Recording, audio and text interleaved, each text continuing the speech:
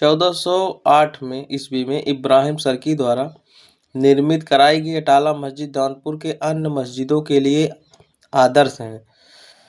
ये जौनपुर में है, बहुत बड़ी मस्जिद है, ठीक है, हम गए हैं, देखे हैं। 1408 ईस्वी में इब्राहिम सर्की ने बनवाया था अटाला मस्जिद जौनपुर। पूछे तो किसने बनवाया था, तो इब्राहिम सर्की ने बनवाया था। कब बनवाया था, तो 1408 में बनवाया था। बाबर ने अयोध्या और संभल में मस्जिदें बनवाई। ये अयोध्या में जो राम मंदिर जो है, विवाद इसी से हुआ था क्योंकि बाबर ने जो है वहाँ पे उसको तोड़ के मंदिर को मस्जिद बनवाया था। क्या सत्यता है क्या नहीं है, इसकी जांच हो चुकी है। इसी के आदेश पर अयोध्या में राम मंदिर बनाया गया है, ठीक है। विवाद यही था, इन्होंने ही अयोध्या में मस्जिद बनवा दिया था मंदिर को तोड़ के। उत्तर प्रदेश में अकबर और शाहजहां के कार्यकाल में स्थापत्य कला का अद्वितीय विकास हुआ। उत्तर प्रदेश में अकबर और शाहजहां के कार्यकाल में स्थापत्य कला का अद्वितीय विकास हुआ। अद्वितीय मतलब इनके जैसा कोई विकास नहीं किया अकबर और शाहजहां के हिसाब से। शाहजहां ने तो ताजमहल बनवाया, और ऐसे ऐसे इमामबाड़ा, ढेर सारी चीजें हैं बनवाई गई। इस काल की स्थापत्य कला की प्रमुख विशेषता है लाल बलुआ पत्थर, संगमरमर का उपयोग, फर्श पर पच्चीकारी, जड़ाऊ काम। पच्चीकारी फर्श पर मतलब एक नक्काशी बनाई जाती है एकदम क्लीन, वो पच्चीकारी होते। जड़ाऊ काम मतलब जो हाथ से जो है डिजाइन बनाया जाता है। आजकल तो डिजिटल तरीके से बनाया जाता है मशीनों से, लेकिन उस समय आदमी बनाते थे और इतना बारीक काम होता था जड़ाऊ काम। उसमें फूल पत्ती हर एक चीज लिखना, एक जैसा सब चीज रहता था। कहीं भी आप चले जाएंगे वो हाथ से बनाया हुआ है। शाहजहां द्वारा बनाए गए विश्व प्रसिद्ध ताजमहल का पूरा निर्माण मकराना पत्थर से हुआ है, जो स्थापत्य कला का अद्वितीय नमूना है। ताजमहल जो है ना, 7 अजूबे में 7वां अजूबा है, मतलब बहुत बेहतरीन अद्वितीय नमूना है। आधुनिक काल में अवध के नवाबों ने फैजाबाद तथा लखनऊ में अनेक इमारतों का निर्माण करवाया। लखनऊ में बनी प्रमुख इमारतों में असाफुद्दौला का इमामबाड़ा, लाल बारादरी रेजिडेंसी, रूमी दरवाजा, केसर बाग स्थित मकबरा, हुसैन शाह का इमामबाड़ा, छतर मंजिल मोती मस्जिद, दिलकुशा उद्यान तथा सिकंदर बाग आदि हैं। ये दिलकुशा उद्यान जो है, जब लखनऊ आप पहुंचने लगी उससे 2-3 किलोमीटर पर दिलकुशा स्टेशन भी पड़ता है। तो आप जाते हैं कहीं पर तो थोड़ा सोचा करिए कि क्यों है, कहाँ है, इम्पोर्टेंट है कि नहीं है। दिलकुशा कमेंट करिएगा लखनऊ वाले जो हैं हमारे मित्र, कि दिलकुशा है कि नहीं। रूमी दरवाजा, केसर बाग मकबरा, ये सब चीज़ें, ठीक है।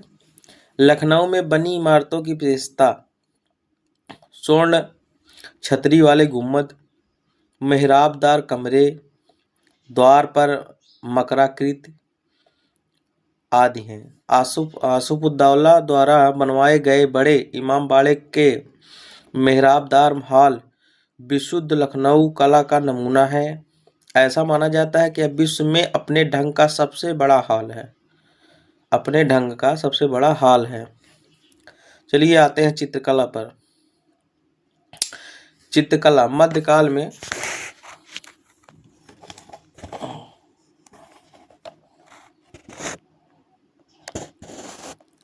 मध्यकाल में प्रदेश की प्रमुख चित्रकला शैली में मुगल शैली थी, जिसकी नींव हुमायूं द्वारा रखी गई थी। हुमायूं पारस से अपने साथ मीर सैयद और ख्वाजा अब्दुल सैयद मद नामक चित्रकारों को अपने साथ लाया। आईने अकबरी में मीर सैयद और ख्वाजा अब्दुल समद के अलावा 15 अन्य चित्रकारों के नाम दिए गए हैं। इनमें दशवंत, बसावन, महेश, लाल मुकुंद, सावलदास आदि मुख्य या प्रमुख हैं, ठीक है। बाबर के समय का महत्वपूर्ण चित्रकला बिहजात था, जिसे पूर्व का राफेल कहा जाता है। अकबर के काल में पहली बार भित्ति चित्रकारी की शुरुआत की गई? फ्रेस्को पेंटिंग जिसको बोलते हैं। जहांगीर के काल में मुगल चित्रकला अपने चरमोत्कर्ष पर थी। इसके काल को मुगल चित्रकला का स्वर्ण युग कहा जाता है। तो अगर पूछ लिया जाए कि जहांगीर के काल को मतलब स्थापत्य कला का कहा जाता है या चित्रकला का स्वर्ण युग कहा जाता है, तो चित्रकला का है। और स्थापत्य का पूछ ले कि स्वर्ण युग किसे कहा जाता है, तो शाहजहां बताइएगा। ठीक है। मुगल कालीन चित्रकार, इधर शासक हैं और उनके चित्रकार हैं। हुमायूं हुमायूं का था जो है चित्रकार मीर सैयद अली, अब्दुल समद। अकबर का था दशवंत, बसावन, महेश, लाल मुकुंद, रावलदास, अब्दुल समद। जहांगीर का है फारूक बेग, बिशनदास, उस्ताद मंजूर, दौलत, मनोहर, अब्दुल हसन। चलिए आपका इधर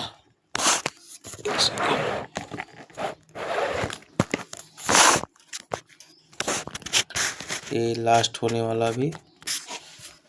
आधुनिक काल में लखनऊ में 1911 में कला एवं शिल्प महाविद्यालय की स्थापना की गई। इसे 1949 में लखनऊ विश्वविद्यालय के एक संकाय के रूप में मान्यता दे दी गई। वाराणसी में 1920 में भारतीय कला परिषद की स्थापना की गई। लखनऊ में 1962 में ललित कला अकादमी की स्थापना की गई। वाराणसी में 1950 में काशी हिंदू विश्वविद्यालय में भारत कला भवन की स्थापना की गई। ठीक है। और जय भारत माता मंदिर भी बनारस में ही है, ध्यान रखिएगा। इसको पढ़ा दिया जाए क्या। चित्रकार उनकी रचनाएं विशिष्ट चित्रकार हैं और इधर जो है रचनाएं हैं विशिष्ट उनकी कौन सी हैं। शिवानंदन नौटियाल, सत्यम शिवम सुंदरम, विश्वनाथ खन्ना ख्याति प्राप्त कलरिस्ट, विश्वनाथ मेहता प्यासा ऊंट, सोहाग बिंदी सृष्टि, नंद किशोर शर्मा ट्रे कालीन चीनी के बर्तनों के डिजाइन, महेंद्र नाथ सिंह, इन्होंने कांगड़ा व काशी शैली पर कार्य किया। आपका इतना कंप्लीट हो गया। प्रदेश का चित्रकला शैलियाँ और विशेषताएं। मथुरा अथवा भजरौली प्रेम प्रकृति एवं भावनात्मक अभिव्यक्ति को जीवंतता की प्रदान की। मतलब ऐसा बनाया गया कि जैसे लग रहा कोई जीवित इंसान हो, इस प्रकार से। आगरा अथवा मुगल शैली हृदय एवं छवि चित्र भवनों व्यक्तियों सौंदर्य युद्ध एवं शिकार के चित्र देखने को मिलते हैं। बुंदेली शैली स्थान को भरने में चित्रांकित पृष्ठभूमि पर चित्रित चित्रों पर गहराई का आभास कराया गया। कांदरा शैली अथवा मिर्जापुर शैली मिर्जापुर की गुफाओं के चित्रों को प्रागैतिहासिक काल के पृष्ठभूमि के अभाव में ही भावों तथा घटनाओं को रेखाओं के मध्य से चिन्हित किया गया। तो यहाँ तक कंप्लीट हो गया आपका। ये और ये बच रहा है, इसको भी कंप्लीट कर लिया जाए आज ही। ठीक है, कोई दिक्कत तो नहीं है ना, होनी भी नहीं चाहिए। चलिए, सांस्कृतिक संस्थान या संगठन। ठीक है, निराला आर्ट गैलरी प्रयागराज में है। उत्तर मध्य क्षेत्र सांस्कृतिक केंद्र प्रयागराज में है। इसकी स्थापना 1985 से 86 के बीच में हुई। इंदिरा गांधी राष्ट्रीय कला केंद्र क्षेत्रीय इकाई वाराणसी 1987। पटेल लोक सांस्कृतिक संस्थान ग्रेटर नोएडा। भोजपुरी भवन वाराणसी 2010। राज्य का सबसे पुराना संग्रहालय 1863। राजकीय संग्रहालय लखनऊ। राजकीय अभिलेखागार 1949। Central record office Allahabad. राज्य में टीवी सेवा की शुरुआत 1975 लखनऊ से। राज्य में टीवी सेवा की शुरुआत कब की गई? 1975 में लखनऊ से की गई। उत्तर प्रदेश चलचित्र निगम की स्थापना 1975 में। चलचित्र मतलब वही टीवी जो आप देखते हो उसको चलचित्र बोला जाता है, टेलीविजन। फिल्म बंधु उत्तर प्रदेश एवं फिल्म विकास परिषद का गठन 2001 में। हरिऔध कला केंद्र भवन आजमगढ़ निर्माणाधीन है अभी। भारतीय कला भवन चित्रकला का सबसे बड़ा संग्रहालय काशी हिंदू विश्वविद्यालय 1950। तो यहाँ तक का आपका कंप्लीट हुआ। ये जो है ना मैं इस एक शॉर्ट वीडियो डाल दूंगा स्क्रीनशॉट कर करके, फोटो जो है क्लीन उसमें दिख जाएगा, उससे पढ़ लिया करिए, नहीं तो आप क्लास देखा करिए।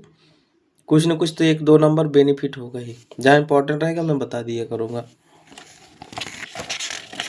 तो थोड़ा बहुत इधर उधर हो जाए तो उसके लिए समझ लीजिए करिए, ठीक है।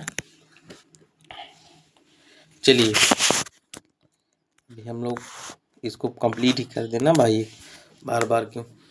भारत खंडे संगीत संस्थान लखनऊ की स्थापना 1926 ईस्वी में। ऑल इंडिया कैफी आजम अकेडमी लखनऊ में।